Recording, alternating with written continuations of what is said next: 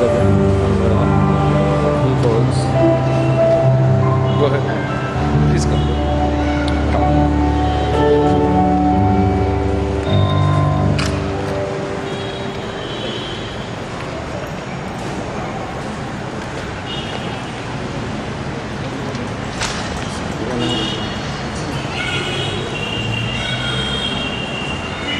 Belly doing the ushering, Nelly there, Shiva, Bada and the rest of the family waiting to carry the body in. Beach, staying with mom at the house. Recording music. Hi.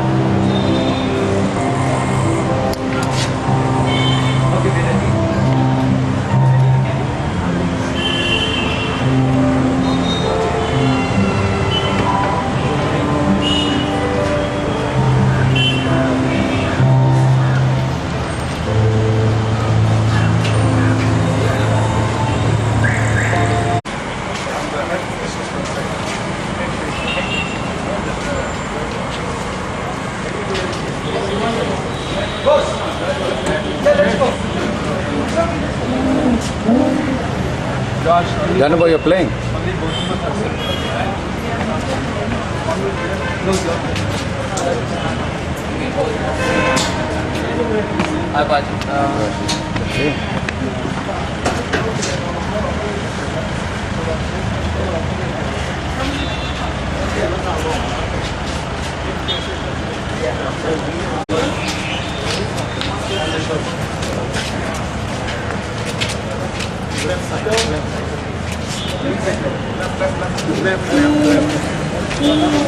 Congregation will stand.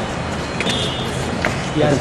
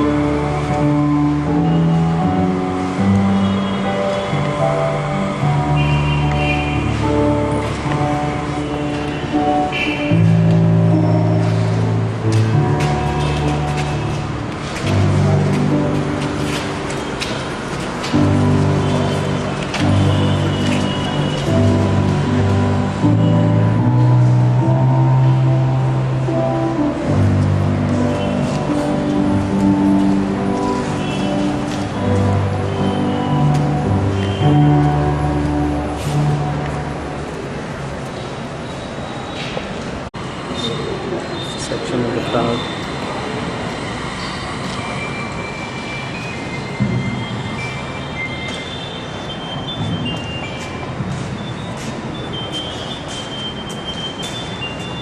Family members here.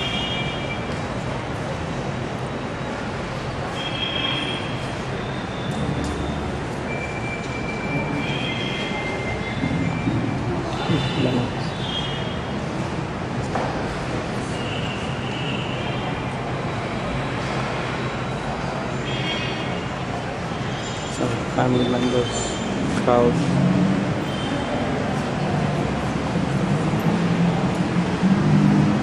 Dano and George singing amazing lyrics.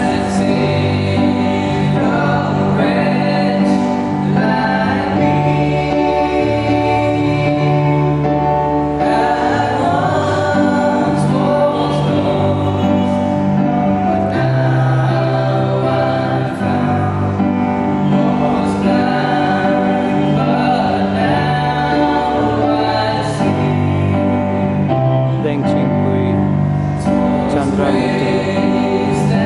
Vuina. This is to her tribute.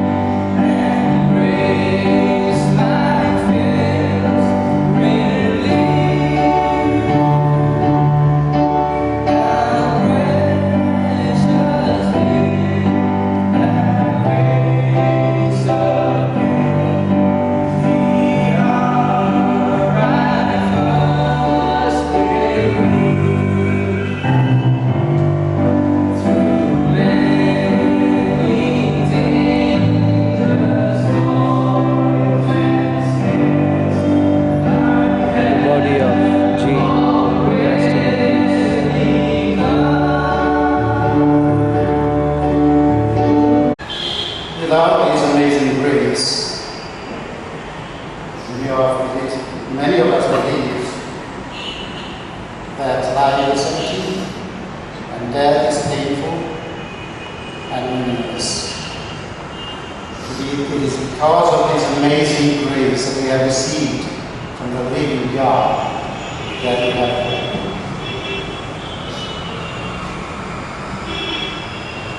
Today, all of us know the reason for our gathering here.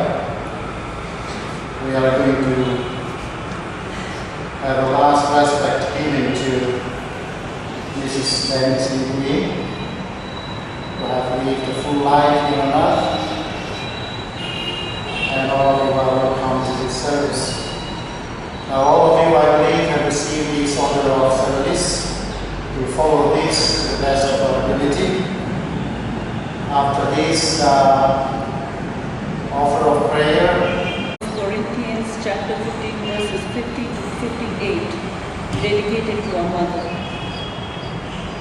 I declare to you, our brothers, that flesh and blood cannot inherit the kingdom of God, nor does the perishable inherit the imperishable.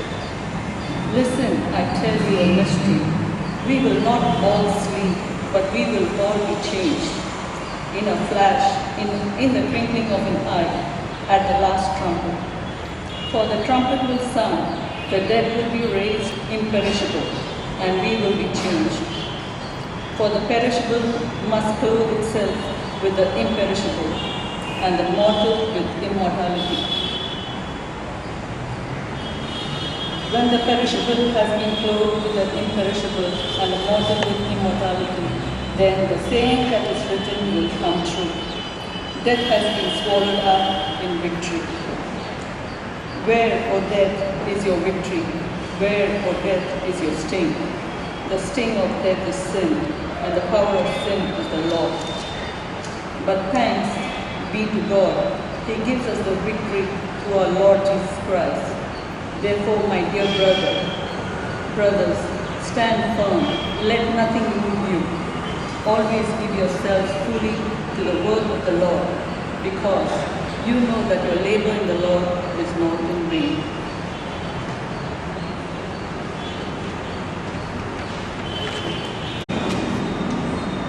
It's not very easy to pay tribute when we are filled with emotion.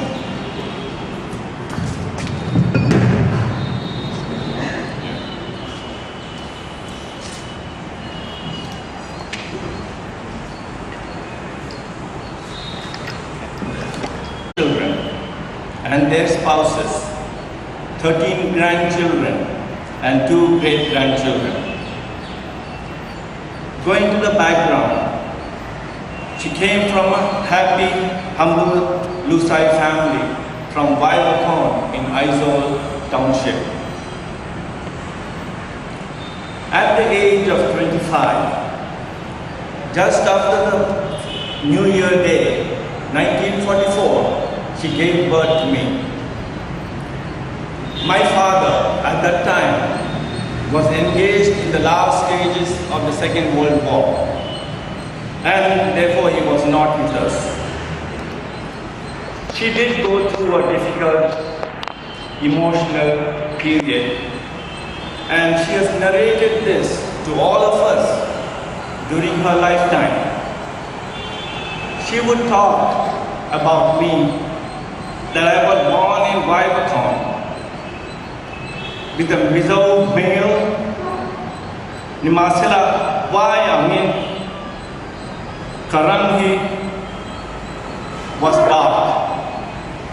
So she was very worried how to look after a child who has a Mizo face but has a color of an Indian. But she worked slowly on that. She thought, well, I'll work on a small nose. And she started to pull my nose every day and night for about 2 to 3 years, till that small nose got pointed out. So she made me an Indian. But thank goodness she didn't go too far, otherwise I would have been a Pinocchio. I was at that time called Plankton Thanga, son of the mountain cutter. And the first 4 years of my life, I spent with my grandparents, my mother's father and mother, while she worked at the drone. There were times in those first 4 years when my father would come to Silchar and she would hire a boat, go upstream on Sairam River to meet him. Then the next stage was when I was about 4 years old. That's the time my father made arrangements for both of us to move down to Bangalore, his hometown. That's when I and my mother became the first Mizo pioneers to settle down here in Bangalore in the late 1940s. I was a child, so I did not feel much, but my mother, it was a culture shock. But she managed it well because of her heritage. She came from a matriarchal family, a society, and she was very strong-willed. And when she came down to Bangalore, she suddenly realized that her education, she was handicapped. She never stepped into a school. But she knew very well from this that without education, there is no future. That's when she made sure that I would be a good example to all my brothers and sisters. I got the most beating from her. I got the most food from her. She shut me up, but still the end result was so that I'll be educated. And so she was able to make me a good example for my brothers and sisters to follow, and which they did. So I would not have been a doctor if it were not for her. Just switching gears, talking about the household chores. She would never have her dinner till all her children would have had theirs. Some of us, the boys especially, we have been careless at times. And we would come late home, being very selfish. But still, she would wait for us, give us some food before she had hers. She had a very hard working quality. Attani maluto. I'll give you an example. I worked in the Karnataka villages as a doctor. They loved me very much.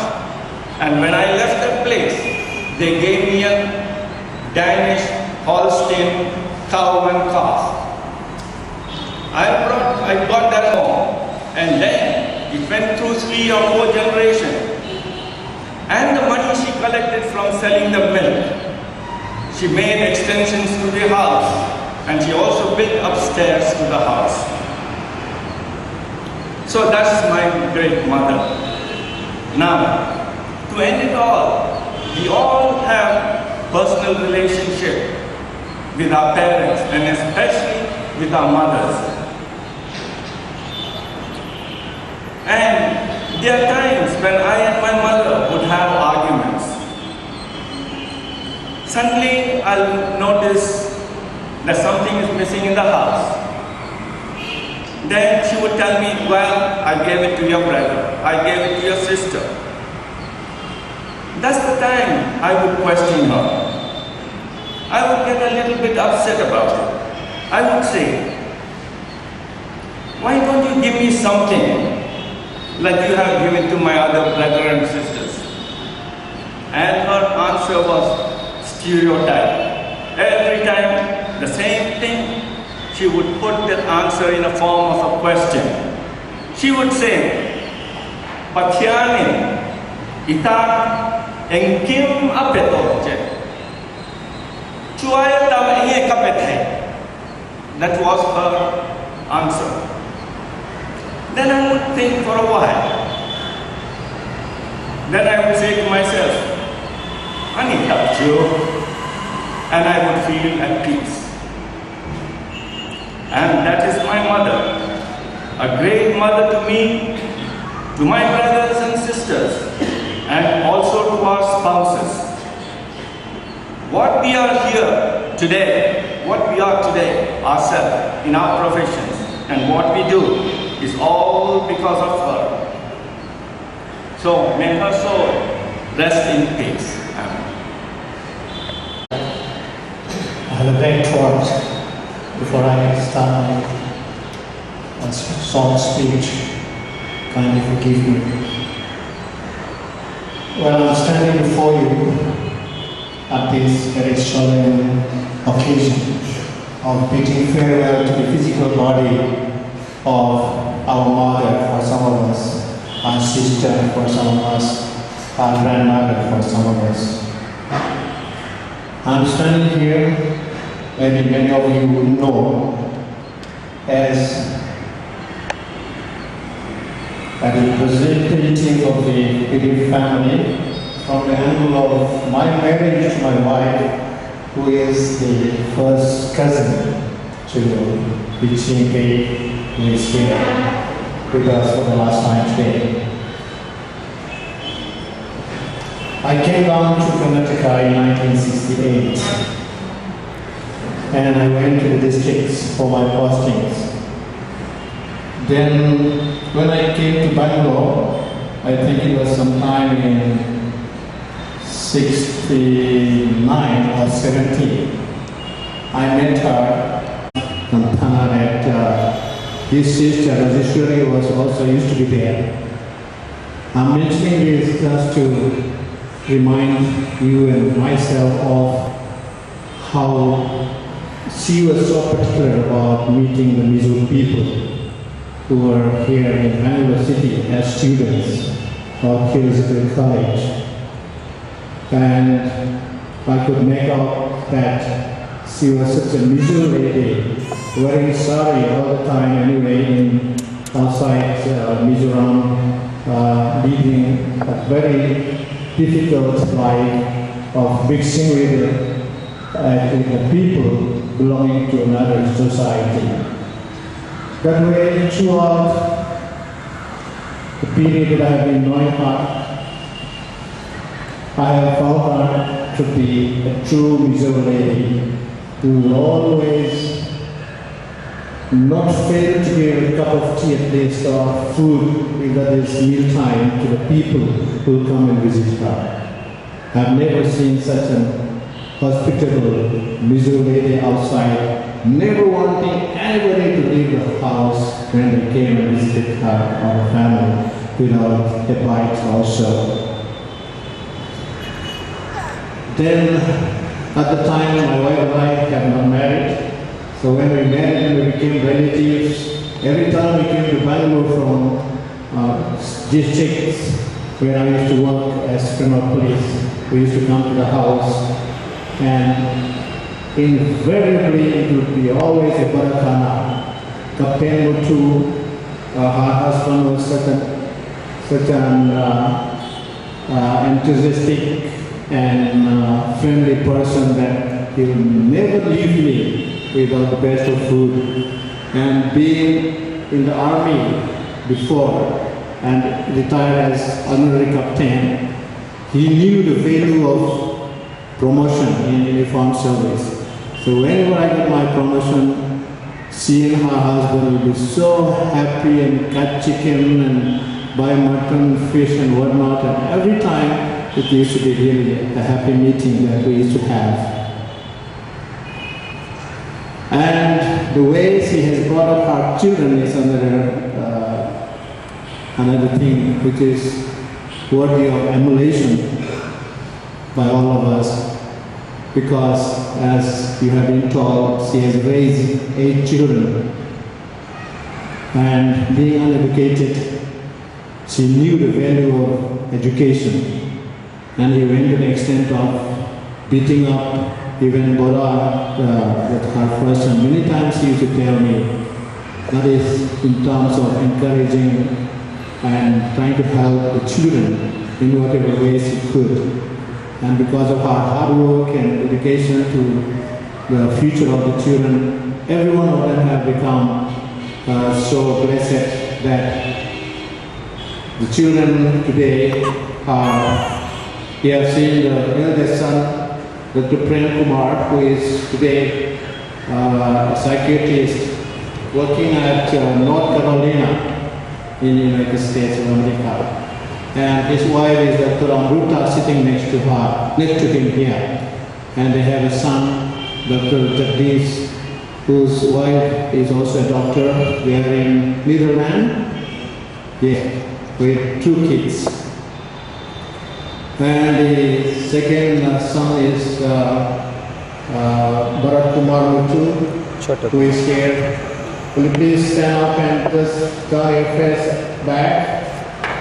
He is our current Indian ambassador at Azerbaijan. This is the former Soviet Union blocks, one of the blocks, where